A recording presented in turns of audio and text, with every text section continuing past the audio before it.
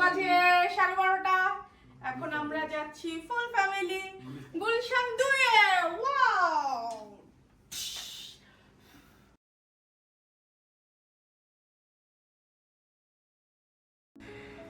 আমি মোহাম্মদপুরের মেয়ে নিগার সুলতানা, চলে এসেছি নতুন আরেকটি ব্লগ নিয়ে। তো ইতিমধ্যেই আপনারা জেনে গেছেন আমরা ফুল ফ্যামিলি কোথায় যাচ্ছি। তো এই দেখেন আমার ছানাপোনা খুব এক্সাইটেড, ওর অ্যাক্টিভিটিস দেখেই বুঝতে পারছেন সে কতটা এক্সাইটেড। যাই হোক, আমরা সবাই চলে যাচ্ছি মধ্যরাতে।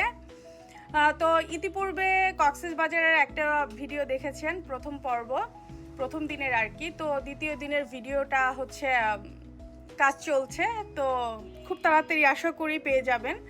তো আমার সাথে থাকবেন, আমার চ্যানেলটাকে সাবস্ক্রাইব করবেন। ধন্যবাদ সবাইকে। তো যাই হোক, এই দেখেন হুন্ডা বের করার প্রস্তুতি চলছে। তো আমরা যেহেতু মানুষ 4 জন, তো 2টা হুন্ডা লাগবে। এই তো আমার সেই ঐতিহ্যবাহী স্কুটি, এই তো আমার হাজব্যান্ডের বাইক, তো দুইটাই এইবার আমরা পাংখা এই দেখেন মামা ভাগনার এক্সাইটেডমেন্ট কিয়া না আছে। এই তো আমরা পাংখা করে চলে যাচ্ছি গুলশান 2-এ। সবাই হচ্ছে ব্লগ করে, তো ভাবলাম আমি তাহলে বাকি থাকবো কেন, যেহেতু বড়লোকি এলাকায় বড়লোকি হকার্স, তো ওদেরকে তো দেখতেই হয়। প্লাস হচ্ছে ছোটোখাটো একটা ব্লগ না করলে কি আর হয়, লাখ টাকা কোটি টাকার গাড়িতে নাকি তারা হচ্ছে হকারগিরি করছে, তো নিজ চোখে তো না দেখলে কেমন হয় বলেন। তো আমরাই তো সংসদের সামনের পরিবেশটা খুব ভালোই ছিল রাতে, কারণ এত রাতে হচ্ছে সংসদের সামনে কখনো যাওয়া হয়নি। তো দেখতে আমরা প্রায় চলে এসেছি কাছাকাছি। হ্যাঁ, গুলশান 1 দিয়ে ঢুকেছি আমরা, এই তো গুলশান 1-এর মোড়।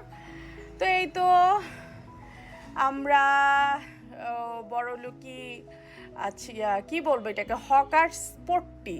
হ্যাঁ, যেহেতু আমাদের আগারগাঁয়ে একটা হচ্ছে কেক পট্টি হয়েছে, তো এটা হচ্ছে বড়লোকি হকার স্পটটি বললে আমার মনে হয় খুব একটা ভুল হবে না।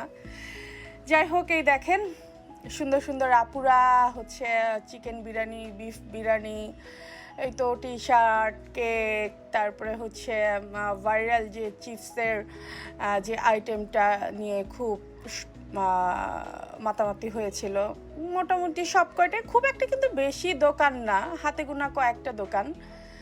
তো এই দেখেন সুন্দরী আপু তার নিজের হাতের হচ্ছে কাজের চুড়ি, এখন এই চুড়িগুলো খুব ট্রেডিশনাল হয়ে গেছে। তো এই ভাইয়াটা নাকি প্রতিদিনই বসে রাত হচ্ছে 10টার থেকে রাত 2টা পর্যন্ত। তো 2টা পর্যন্তই নাকি বেসিক্যালি সব দোকানপাট খোলা থাকে। তো আসলে আমরা তো দেখতে গেছিলাম, অন্যান্য ব্লগে দেখতাম যে অনেক অনেক অনেক দোকান। আমি ভেবেছিলাম যে হয়তোবা অনেক বড় এরিয়া জুড়ে হচ্ছে বড়লোকি হকার্স মার্কেটটা হয়েছে, কিন্তু ওখানে গিয়ে পুরো হতাশ, দেখলাম হাতে গোনা কয়েকটা দোকান। আসলেই আমরা ক্যামেরাতে যা দেখি আর বাস্তবে নিজের চোখে যা দেখি, সত্যি বলতে আকাশ পাতাল তফাৎ। তো যাই হোক, কেকের হচ্ছে দামগুলো দেখলাম, তো আমার কাছে মনে হয়েছে যে বড়লোকি এলাকা বড়লোকি দাম, তো সেই হিসেবে আসলে কোয়ালিটিটা আমার খুব ভালো লাগেনি, কারণ কেকের স্লাইসগুলো খুব ছোট ছিল এবং হচ্ছে খুব পাতলা ছিল। তো এই তো আমরা দুজনে টি শার্ট দেখছিলাম, টি শার্টগুলো ভালো ছিল, 450 টাকা করেছিল। তো আমার কাছে একটু বেশি লেগেছিল, এখন করার কিছু নেই, কারণ যত যাই গুলশান 2 বলে কথা, তো বড়লোকি হচ্ছে হকার্স মার্কেট, তো সেখানে তো একটু এক্সপেন্সিভ থাকবেই। তবে এই টি শার্টগুলি অন্য জায়গায় হয়তো বা 200 বা 250, এর বেশি হবে না, কিন্তু ওখানে 450। তো যাই হোক, আমরা ঘোরাঘুরি করলাম, যেহেতু আমরা মধ্যরাতে বের হয়েছি। তো তার কিছুক্ষণ আগে আমরা হচ্ছে রাতের ডিনারটা কমপ্লিট করেছিলাম বাসাতেই, যার ফলে আমাদের ওখানে গিয়ে আর কোনো কিছু খাওয়া হয়নি। হালকা স্ন্যাক জাতীয় কিছু খেয়েছি, এতটুকুই। তাছাড়া ভারী কোনো কিছু ট্রাই করা হয়নি। তো ইনশাল্লাহ হয়তো বা কোনো একদিন গিয়ে সুন্দরী দুইটা আপু আছে, তারা লাক্সারি গাড়ির পিছনে বিফ বিরিয়ানি বিক্রি করছিল 250 এবং ফুল 250 এবং হাফ 150 করে। তো আমার ওই বিরিয়ানিটা ভালো লেগেছে এবং ওনাদের কথাবার্তাও ভালো লেগেছিল। তো নেক্সট টাইমে গেলে ওটা ট্রাই করব, আর দই ফুচকাটা ট্রাই করব। যেহেতু অনেক রাত হয়ে গেছিলো, আমি ইচ্ছা করেই খাইনি, কারণ আমি খেলে হয়তো আমার বাচ্চাটাও খাবে, কারণ মধ্যরাতের খাবারটা আসলে কতটুকু শরীরে অ্যাফোর্ড করবে বা অ্যাডজাস্ট করবে সেটা আসলে বুঝতে পারছিলাম না, যার ফলে ভয়েই খাইনি। তো কি আর করার, আমরা সব কিছু ঘুরে দেখে এখন আবার বের হয়ে যাচ্ছি। তো আমার ব্লগটা কেমন লাগলো জানাবেন সবাই কমেন্টস করে। তো পরিবেশটা খুব ভালো লাগছিল, একটু নটাঙ্কি করলাম, কারণ এত সুন্দর পরিবেশটাকে আসলে মিস করতে চাচ্ছিলাম না। তো আসমানে পাখা মেলো, আমার তো আর ডানা নাই, জামার বাইকের পিছনে বসে একটু উঠতে চাচ্ছিলাম। যাই হোক, সবাই আমাকে বেশি বেশি সাপোর্ট করবেন, আমাকে উৎসাহিত করবেন। ভালো লাগলেও কমেন্টস করবেন, খারাপ লাগলেও অবশ্যই কমেন্টস করবেন যে আমার ভুল ত্রুটিগুলো কোথায়। তো আপনারা যদি আমাকে না ধরিয়ে দেন, আমি তো আসলে বুঝতে পারবো না যে আমার কোন জায়গাটায় আমাকে কারেকশন করতে হবে। তো অবশ্যই আমাকে সাপোর্ট করবেন, আমাকে উৎসাহিত করবেন এবং আমার চ্যানেলটি সাবস্ক্রাইব করবেন, একটি করে লাইক কমেন্টস করবেন, প্লিজ।